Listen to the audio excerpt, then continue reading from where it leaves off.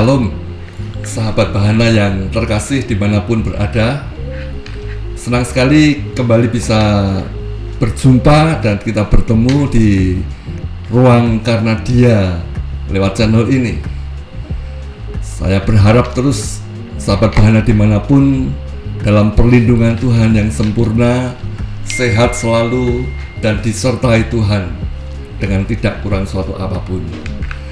Nah, saya percaya juga lewat program Karena Dia ini, sahabat Bahana dan pemirsa dimanapun terberkati dengan kehadiran setiap narasumber yang hadir di ruang ini.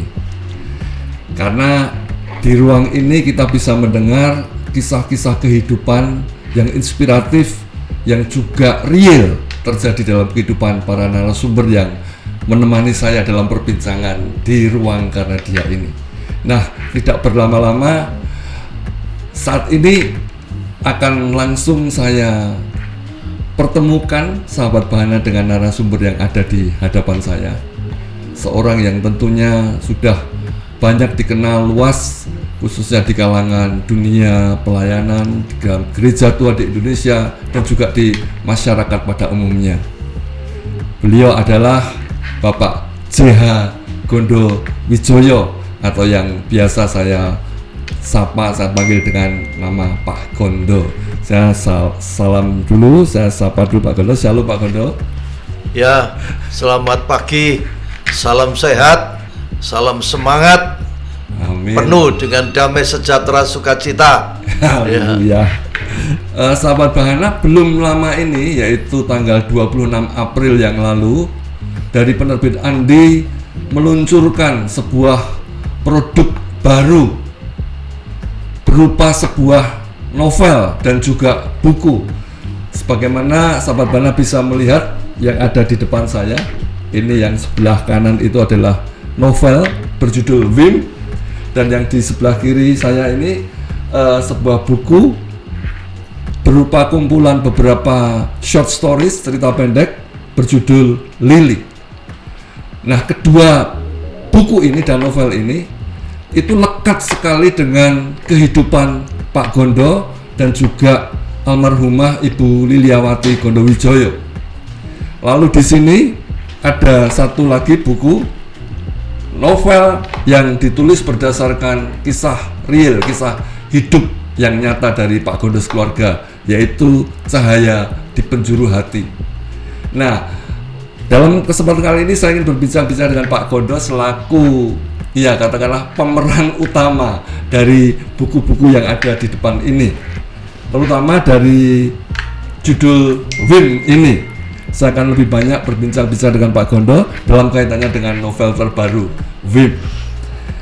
Nah, Pak Gondo, bagaimana sih ceritanya kok baik dalam novel Wim maupun di CDPH atau Cahaya di Penjuru Hati ini Pak Gondo bisa dipanggil dengan nama Wim? Kira-kira Pak Gondo.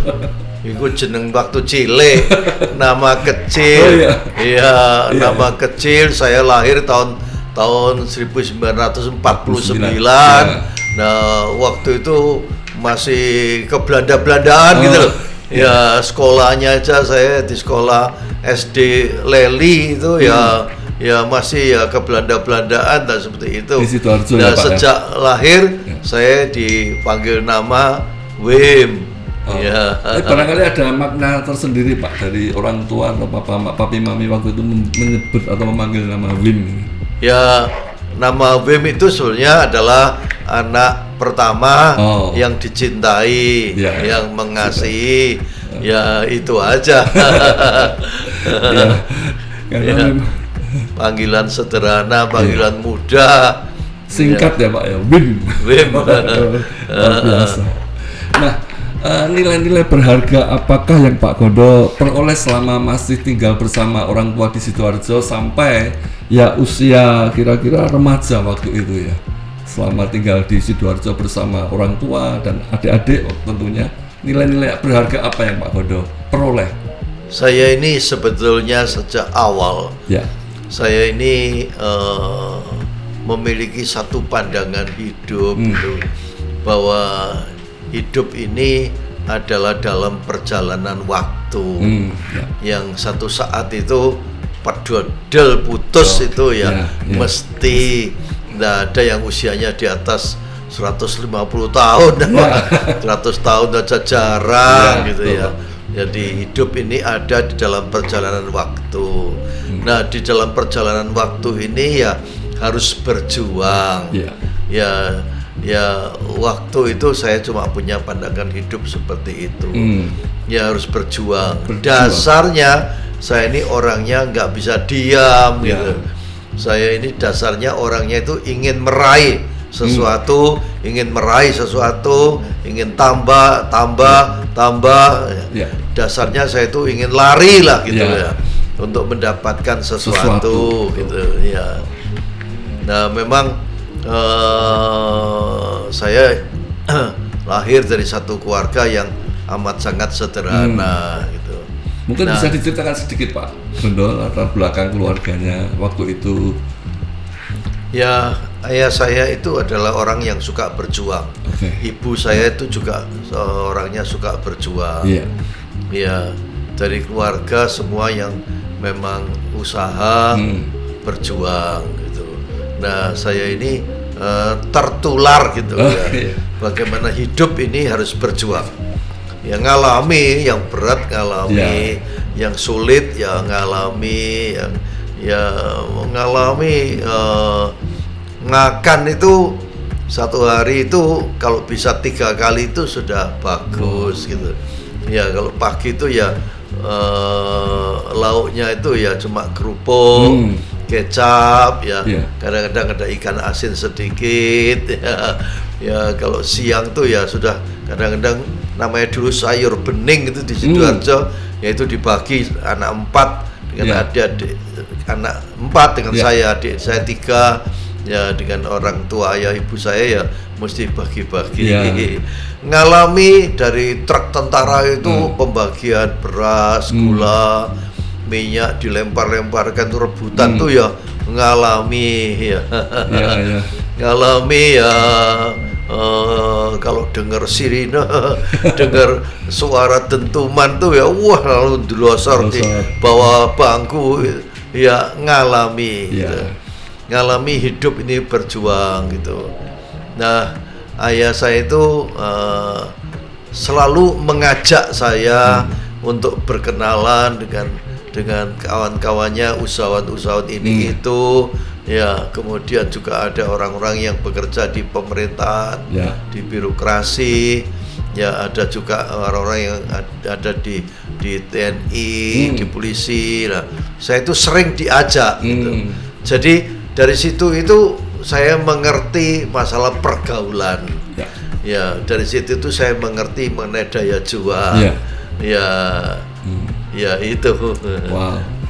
Sahabat Bahana luar biasa kalau kita mungkin melihat Pak Gondo sekarang merupakan sosok yang boleh dikatakan sukses, berhasil ya dalam usaha, dalam pelayanan yang Tuhan berkati dan Tuhan pakai secara luar biasa. Tetapi masa lalu Pak Gondo ketika bersama keluarga asalnya hidup dengan penuh kesederhanaan ternyata, tapi punya semangat juang yang luar biasa. Ya, tidak mengenal putus asa, tidak pernah menyerah, mengalami segala hal-hal yang tidak enak pada masa itu. Nah, ini tentunya juga memberikan inspirasi bagi kita di masa sekarang ini, bahwa hidup ini harus berjuang untuk meraih sesuatu apa yang ingin kita capai, tentunya dengan perkenanan dan pertolongan Tuhan. Dan itulah yang kita lihat sekarang yang dialami, diterima Pak Gondo. Nah, Pak Gondo kembali ke novel Wim ini, kan dikisahkan kehidupan Wim bersama Tiong. Itu adik Pak Gondo yang yang anak kedua atau adik pertama. Waktu melanjutkan studi di SMA Santo Albertus atau yang lebih dikenal dengan SMA Dempo di Malang waktu itu. Nah, mengapa SMA Dempo ini menjadi pilihan utama, Pak? Apakah di Sidoarjo memang tidak ada SMA yang cocok, atau di Surabaya kan lebih dekat juga, apakah tidak ada SMA yang lebih cocok? Kenapa kok milih Dempo? Ya, di Sidoarjo itu ada SMA, SMA Negeri 1. SMA Negeri 1. Tapi saya itu tidak begitu suka dengan lingkungan yang ada di Sidoarjo ini, sebab lingkungan yang ada di Sidoarjo ini pada waktu itu yang saya temui itu banyak lingkungan itu penjudi. Dulu ada judi ya, nomor itu loh, nebak nomor namanya apalah. Nalo. Ya, itu ya. Sampai akhir apa namanya? Huawei. Iya, dan lain-lainnya itu ya. Lalu yang kedua itu banyak lingkungan itu adalah lingkungan kenajisan lah. Ya. Itu. Lalu banyak lagi lingkungan yang sebetulnya lulus SMP itu mereka bekerja. Ya, tidak meneruskan sekolah gitu. Nah, saya ini kepingin punya dasar pendidikan yang baik. Ya, nah, ayah ibu saya itu kebetulan juga punya cita-cita untuk mencarikan sekolah yang terbaik. Nah, pilihan saya yang pertama ini adalah Kota Malang. Oh, Malang ya Pak, tetap ya, pilihan pertama ini Kota Malang. Ya. Tidak terlalu jauh dari Sidoarjo, kurang lebih hanya 55 kilo. Ya, Surabaya lebih dekat. Ya. Nah, saya mempertimbangkan juga untuk hidup di Kota Malang itu lebih murah daripada di Surabaya gitu. Ya, kotanya juga dingin ya. Lalu saya dapat banyak data bahwa SMA di Malang itu bagus-bagus. Ya, bagus-bagus ya. Ya, ada tambahan data lagi. Ya, tambahan data lagi katanya perempuannya di Malang itu cantik-cantik ya. Malang ya Pak, dikenal cantik. Nah, saya milih ya, tapi orang tua saya juga mencarikan sekolah. Nah, kebetulan orang tua saya itu memilihkan sekolah yang terbaik itu di Malang. SMA Dempo. Waktu itu ada pilihan itu SMA Wang In. Ya, Pastor Wang itu ya. SMA Katolik. Ya. Lalu yang kedua SMA Dempo ya. Nah, ayah saya memilih SMA Dempo karena lingkungannya itu adalah plural gitu. Jadi dari mulai yang kaya sampai yang sederhana, heterogen ya gitu. Lingkungannya itu gitu. Jadi lalu dikenal itu baik. Ya, lulusan dari SMA Malang ini banyak yang jadi orang yang bagus-bagus di Indonesia ini. Nah, saya milih itu. Siswa-siswinya sendiri juga campur-campur ya Pak, tidak hanya Kristiani gitu ya? Oh ya, meskipun ini sama Katolik ya? Ya, campur-campur ya. Waktu itu sudah ada murid perempuan ya Pak, kan dulu asalnya kalau setahu saya dulu SMA Dempo juga seperti The Brito di Jogja nih, sekolah cowok tuh. Ya, 1.1 sampai 1.6 itu laki-laki semuanya. Nah, 1.7 itu satu kelas tuh perempuan semuanya. Hanya satu kelas ya? Iya, perempuan semuanya, tapi jumlahnya banyak. Kalau saya tidak salah loh, waktu itu 40 orang. Itu yang perempuan. Kalau yang laki-laki itu satu kelas itu maksimal itu 30. Maksimal, ya. Jadi memang di plot yang pria atau cowok atau siswa itu 6 kelas. 1 sampai 16, satu kelas khusus untuk jadi tidak dicampur ya Pak, hanya memang dikhususkan yang cuma sayangnya waktu itu kalau pas istirahat, nah itu yang perempuan sendiri, yang laki-laki sendiri. Wah itu lah, jadi nggak bisa noleh. Iya.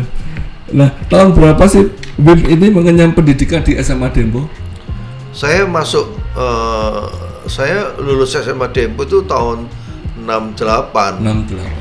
Iya, jadi masuknya 3 tahun setengah karena G30S tambah setengah tahun. 65 ya Pak? Iya, 65 ya.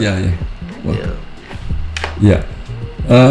Saya tidak bisa bayangkan dari Sidoarjo ke Malang di zaman itu beda dengan sekarang, sudah ada tol dan mungkin cepat sekali perjalanan 1 jam dan nggak nyampe sudah sampai. Kalau zaman waktu Pak Gondo sekolah di Dempo itu jarak Sidoarjo Malang itu berapa lama? Kalau waktu itu kalau tidak macet ya, jalannya sudah bagus ya Pak ya? Ya, tidak seluruhnya Nggak bagus ya.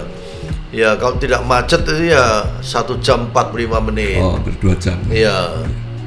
Itu Iya. naik kendaraan pribadi. Oh, enggak. Oh, udah. Ya, yang punya mobil waktu itu adalah adik daripada ayah saya. Chevrolet tahun 48, Chevrolet Fleetmaster itu namanya, tahun 48. Ya. Nah, itu kadang-kadang saya diantar Diantar. itu ya. Kadang-kadang naik mobil umum gitu. Ya. Lalu kakak daripada ibu saya juga punya kendaraan ya. Kadang-kadang ya itu diantar ya.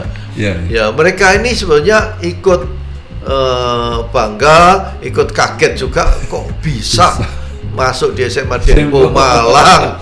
Padahal mereka mikir kamu itu dari kehidupan sederhana kok loncatnya itu lah itu. Loncatnya luar Iya, biasa. iya.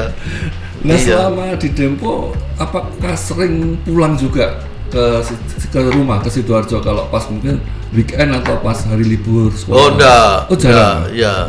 2 bulan sekali ayah saya tile. Oh, papi Ya, yang nilai ya, Pak? Tile, ya. 6 bulan sekali kalau ada libur agak Ya, panjang libur semesteran atau itu libur. ya saya pulang. Jadi malah jarang pulang ya, Pak ya? Oh jarang, ya. Ya. Biaya. Iya, iya. Di Malang mungkin juga lebih enak, udaranya sejuk, kotanya mungkin waktu itu juga masih tidak seramai sekarang ya, Pak? Ya sebetulnya untuk belajar, Hmm. untuk berteman, lingkungan, olahraga dan lain-lainnya baik lah. Enak. Menurut saya itu jauh lebih baik Ya. daripada di kota Sidoarjo. Ya bahkan kalau saya lihat teman-teman saya yang sekolah di Surabaya ya, menurut saya yang di Malang ini lebih baik. bagus. Lebih baik. Ya. Ya. Ya, Pak Gondo, dalam novel Wim ini juga diceritakan Wim dan Tiong itu ketika masuk Malang kemudian tinggal di sebuah rumah kos Ya. milik keluarga Bapak Ibu Damar kalau di novel Wim ini. Ya. Nah, jarak dari rumah kos ke sekolah itu berapa jauh, Pak? Saya naik sepeda. Oleh sepedanya? Naik sepeda itu ya 15 menit lah. Oh, lumayan. Cepat tapi itu Ya, mengayuh kayu cepat. cepat. Ya. Sepeda ontel, Pak. Iya. Atau sepeda jengki Sepeda ontel. Iya. dengan Kos Tiong berdua. Iya, iya, iya. Menarik di Wim ini, di novel Wim ini, ketika Wim dan Tiong berada di rumah kos milik Pak Damar ini, kok ada kesan kenapa Pak Damar lebih menaruh kepercayaan dan lebih bersikap lunak terhadap Tiong ketimbang kepada Wim. Iya, apa ya? Kalau adik saya, Iya. ya, dipanggilnya Tommy. Oh, Ya, Tommy ini manutan orangnya itu. Orangnya suruh apa manut, gitu manut ya. mendingan anak manis gitu. Ya Pak. anak manis gitu. Nah saya ini tipe anak yang tidak bisa dikekang. Oh, Saya ini tipe anak yang memang orangnya sulit diatur. ingin Ya. ingin lebih bebas gitu. Iya, iya, iya. Iya. Saya ingin lebih bebas, lebih progres lagi apa gitu. Pingin ngalami gitu loh. Iya. Kalau waktu itu anak-anak suka bal-balan tuh, ya saya tuh kepinginnya suka bal-balan gitu. Ya, suka berteman gitu loh saya ini. Ya, kalau sekarang ya suka nongkrong ngopi. Lebih supel gitu Pak ya. Iya, saya suka bergaul, Bergaul. ke kiri ke kanan ke siapa saja. Sedangkan Tiong lebih kan Pak, lebih bersikap. Kalau lembut, Tiong gitu. itu dia lebih tekun belajar gitu loh. Ya. Orangnya manut, anak manis lah. Anak manis. Wah, saya ini sudah sulit kalau dikendalikan tuh. Nah kemudian apa yang membuat Wim ini kemudian merasa tidak nyaman, tidak betah tinggal di rumah kos milik Pak Damar ini, sehingga diceritakan akhirnya juga harus terpaksa pindah kos. Itu apakah ada batasan-batasan tertentu yang ketat dari Ya. pemilik rumah kos ini, sehingga Pak Gondo merasa wah nggak bebas dengan dulu. Ya, waktu itu pokoknya jam istirahat yang boleh keluar Ya. itu jam 5 sampai jam 6 Sore. sore. Oh. Tet jam 6 itu wah dia yang Harus punya pulang kos, yang Pak. punya kos itu adalah guru SMP. Guru SMP. Guru SMP orangnya keras tegas gitu. Disiplin. Tinggi besar disiplin gitu itu. Nah, jadi kalau Tiong jam 6 kurang 2 3 kurang 5 menit udah masuk. Nah, kalau saya nggak bisa. nggak bisa. Nah, karena saya itu dikerasin, ditegesin ya, ya, kadang dibentak, dimarahin. Lah, saya ini orangnya waktu itu ya udah ngaku terus terang nakal. Mungkin ada pengalaman unik sewaktu di kos ini yang membuat mungkin tanda petik di sini diberi nama tokohnya Pak Damar. Pak Damar merasa terusik, terganggu sehingga akhirnya Pak Gondo disuruh pindah. Ya, saya ini berani bantah gitu. Oh iya. Berarti bantah gitu loh ya. Ya, waktu itu dia sudah dengan melengkerik gitu. Itu udah teriak-teriak, ini udah jam 6 ya, pulang gitu. Nah, saya bantah. Loh, kalau saya lihat jam itu masih kurang 10 menit ya. Saya sengaja. Ya, wah marah.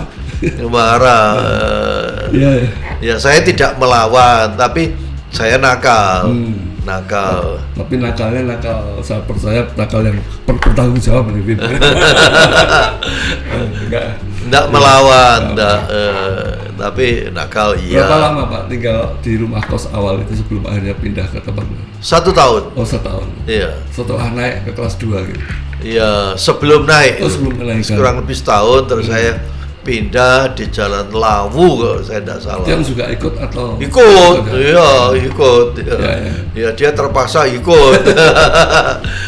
Ikut. Nah, di Jalan Lawu itu hanya tempat tidur. Dan di sana itu banyak kamar. Lalu sebagian besar itu anak-anak sekolah STKM. STKM itu fakultas kedokteran swasta di Malang gitu ya. Nah, kumpul saya sama anak-anak kedokteran itu. Gitu. Nah, itu awalnya saya senang medis. Itu awalnya saya itu sebenarnya punya cita-cita kedokteran itu. Kepingin jadi dokter juga. Itu awalnya. Senang saya baca buku-buku medis itu senang ya. Tapi di kos itu tidak disediakan makan, tidak disediakan. Harus makan sendiri. Ya. Nah, kos cowok ya, kos putra. Kos putra, ya. Nah, sejak awal mengikuti pendidikan di SMA Dempo ini ada satu sosok yang menurut saya setelah baca novel ini yang begitu lekat di hati Pak Gondo, yaitu sosok Romo Siswanto. Nah, Romo Siswanto ini siapa sebenarnya di SMA Dempo itu, dan apa yang membuat sosok Romo Siswanto itu terkesan istimewa di mata Wim di masa sekolah itu? Bahkan sampai sekarang Pak Gondo juga sering cerita nyinggung tentang Romo Sis ini. Romo Sis itu seorang pastor yang punya kepedulian terhadap setiap anak. Dia itu mengetahui sifat karakter masing-masing murid itu, dia tahu.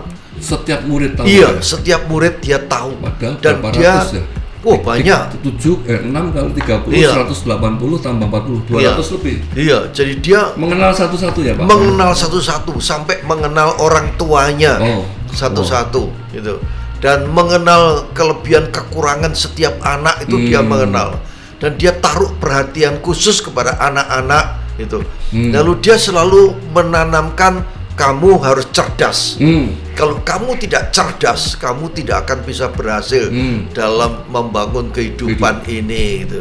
Nah, untuk bisa cerdas, kamu harus memulai hidup itu tertib, rapi, disiplin. Jadi di situ ditanamkan Romo Sis. Iya. Di rumah Pak Gondo mendapat tempaan dari papi yang juga seperti itu di sekolah. Romo Sis ini tambah lagi diajar karakter yang bagus ini. Di rumah itu terutama ibu saya mendidik saya itu keras, tegas, tertib, rapi, disiplin, betul. Nah, di SMA Dempo ini saya mendapatkan bimbingan dari Romo Sis ini, spesial. Dia kepala sekolahnya atau? Kepala sekolah. Jadi saya kalau bolos gitu ya, didatangi di tempat kos. Didatangi dan dia masuk sampai ke kamar saya. Sampai di depan pintu kamar. Jadi kalau Murid nggak masuk itu tahu ya? Tahu, Oh. tahu itu Romosis. Bahkan Romosis Dia juga- perhatian juga khusus. mengajar murid di kelas kan Pak? Oh, mengajar. Mengajar juga ya. Jadi luar biasa ya sosok Ya. Romosis ini ya. Ya, ya. Dan dia itu sangat care, sangat peduli, gitu. Jadi, ya kalau saya sakit pun ditilik. Ditilik. Apa betul disakit? Untuk membuktikan sakit beneran. Iya, Wah. iya. Iya, jadi itu yang membuat sosok Romosis ini begitu lekat Iya, bagi Pak Gondo atau bagi Iya. Wim gitu ya. Wow. Nah, ini sedikit pertanyaan saya agak nakal nih Pak untuk mungkin menjelang akhir menyinggung soal ini. Selama di SMA Dempo, Pak Wim nanti kan kepengen untuk bisa juga berkenalan dengan yang siswa murid putri ya loh sini. Pernah nggak ada satu sosok yang nyantol di hati Wim waktu di Dempo ini? ya. Waktu Iya. itu saya ini tidak begitu mengenal yang namanya cinta. Oh, Ya, ya. Tapi untuk mendekati seorang, untuk jadi teman dekat, itu ada. Itu ada. Jadi hanya sebatas jalin jadi persahabatan ya atau pertemanan. ada ketertarikan, Iya. itu ada gitu loh. Tapi untuk menjadi pacar itu waktu itu memang belum. Tapi ketertarikan ya, Ya. apa namanya istilah sekarang terpikat itu ya ada. Ada. Di sisi lain sebaliknya mungkin dari teman-teman putri itu yang naksir Pak Gondo, naksir Wim itu juga banyak. Ya ada yang nulis surat. Menyatakan Ya, perasaannya gitu. ada yang ngejak ketemuan, ya ada. Saya senang. Saya ini jiwa saya ini ada unsur juga seni gitu loh. Ya. Jadi saya kalau bergaul dengan perempuan, di mana perempuan ini tidak hanya masalah fisik kecantikan saja, ya, tapi caranya dia berbicara dan lain-lainnya ini saya senang. Ya. Saya senang. Jadi kadang-kadang ada inspirasi tertentu dalam pergaulan dengan perempuan. Ya. Gitu. Iya. Tapi ya sebatas just friend ya Pak ya. sebatas Iya, teman. iya. Nggak iya. sampai ada dari sisi Pak Gondo, sisi Wim nggak ada sampai rasa. Saya tidak pernah menyatakan Jangan cinta itu enggak, cuma suka iya, seneng bergaul dengan dia itu iya, iya, dekat lebih dekat daripada yang lain-lain iya, iya.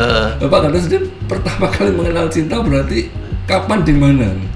Oh itu saya yang pertama kali menyatakan aku cinta kamu itu ya di Yogyakarta. Sudah di Jogja ya? Iya, di Yogyakarta.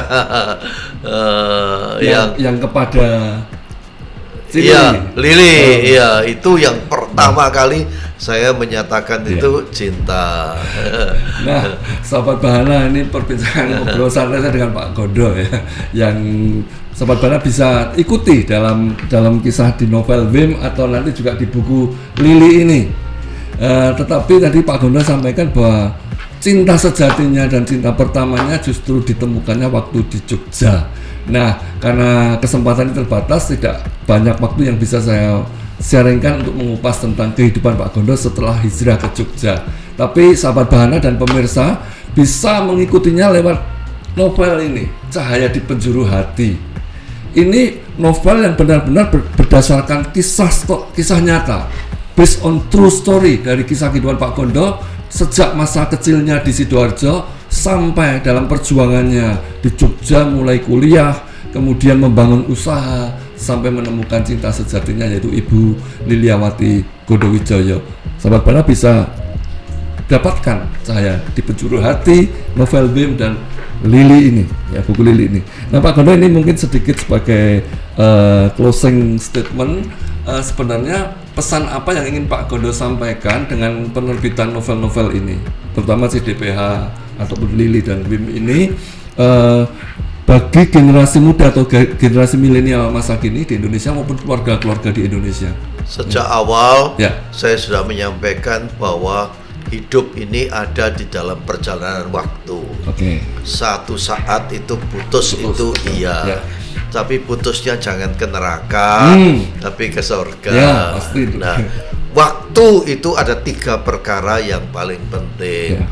Satu, yang pertama, waktu itu adalah menyangkut, itu adalah peluang. ya, Peluang. Saya percaya Tuhan yang Maha Esa itu pasti memberikan peluang kepada setiap anak-anaknya. Ya. Nah, kita itu harus bisa meraih peluang demi peluang Ya. itu di dalam perjalanan hidup ini. Gitu.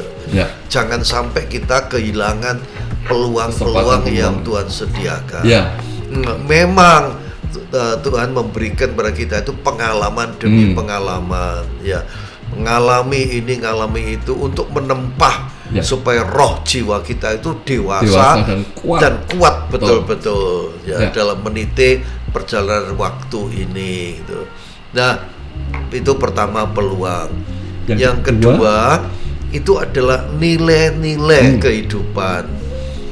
Nilai-nilai kehidupan ini tidak ditentukan oleh panjang pendek usia seseorang, tapi ditentukan bagaimana kita mengisi hidup ini dari waktu ke waktu. Itu nilai itu, gitu loh. Nah, untuk mengisi hidup ini dari waktu ke waktu ini, saya punya dasar, punya basic yang paling kuat, itu adalah cinta. Ya. Jadi kita mengerjakan apa, kita berkenalan dengan apa, rumah tangga dan lain-lainnya, ya, bersama dengan anak-anak, Ya. dasarnya itu harus cinta. Ya. Sebab kalau tidak ada cinta, tidak ada gairah, gitu. Tapi Ya. mungkin bisa dijelaskan sedikit cinta yang seperti apa, Pak? Karena sekarang banyak orang menafsirkan atau memaknai cinta itu sangat apa ya, sumer. Saya ini dari sejak semula itu orangnya keras. Ya. Keras, betul-betul keras, ya. Keras, tegas, keras, dan orang Jawa Timur bilang ada mokongnya gitu. Ini ada dokongnya itu ada. Ya, ya. Nah, waktu saya pertama kali mengenal sosok Lili ini, ya, saya melihat itu dari sinar matanya, ya, dari tutur katanya itu ada kelembutan. Nah, itu yang menyentuh hati saya, gitu loh, kelembutan. Jadi ya pada waktu saya mulai menikah, wah sering itu istri saya itu nangis itu sering karena saya kasar keras itu, ya. Ya. Tapi lama kelamaan, ya, saya ini sungguh-sungguh bertobat dan saya terbentuk satu karakter yang lembut, lemah lembut itu, bukan lemah gemulai, tapi lemah lembut itu. Nah, kelembutan itu melekat dalam hati saya. Nah, disitulah berubah total kehidupan saya ini, berubah total sama sekali gitu. Nah, dari basic cinta ini ada kelembutan. Ya, tuh kita mau mengerjakan apa saja, ya, mau apa saja itu kalau ada dasar cinta, ada kelembutan, itu punya daya pikat yang bagus gitu. Sehingga dalam perundingan pun, ya, sikap hidup kita, sikap hati kita dengan kelembutan, ya, itu akan membuat orang lain itu terpikat, akan terjadi perubahan. Di tengah tantangan apapun, dengan kelembutan itu pasti kita menemukan jalan-jalan keluar yang baik gitu. Ya. Nah, dari situ saya berubah total dengan kelembutan hatinya itu, gitu loh. Sampai sekarang itu saya sering menitikkan air mata dia karena apa? Mengingat akan kelembutan hatinya. Dia banyak membuat puisi-puisi, ya, itu mungkin ada di Wim atau di Lili, di Cahaya, di Penjuru Hati juga ada. Ya, dia selalu itu menulis puisi pada saya. Saya juga suka bikin puisi, tapi puisi saya dengan dia berbeda. Wah, nilainya dia lebih hebat, lebih tinggi. Ya, nah, dari situlah saya belajar betul-betul masalah cinta. Itu dengan kelembutan hati itu, ya. Nah, tadi saya katakan waktu yang ketiga, ya, bahwa segala sesuatu itu ada recordnya di hadapan Tuhan, ada catatannya di hadapan Tuhan. Nah, ini yang harus kita perhitungkan gitu, ya. Oleh karena itu, Ya, dalam prinsip hidup saya ini, hidup itu harus berjuang. Ya, tetapi di dalam perjuangan itu, saya ada prinsip satu lagi bahwa hidup ini harus berubah, harus menjadi pengubah.